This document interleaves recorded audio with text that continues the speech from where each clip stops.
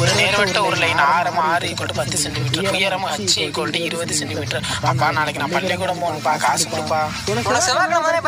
நாளைக்கு என்ன பள்ளிக்கூடம் வந்தாதான் கணக்கு கரெக்டா போடணும் வாத்தியார் சொன்னாரு. அப்படியா? வாத்தா கரெக்ட் கொடுத்துட்டு போறேன், வாங்கிக்க. சரிப்பா சரிப்பா. எல்லாம் படிக்கிறது சரியா? அப்பா அது உனக்கு சொன்னா புரியாதுப்பா.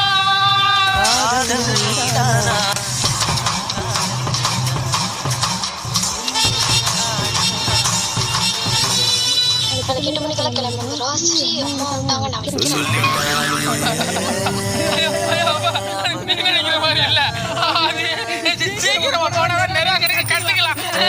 சரிப்பா சரிப்பா, நான் கூட தப்பா நினைச்சேன்.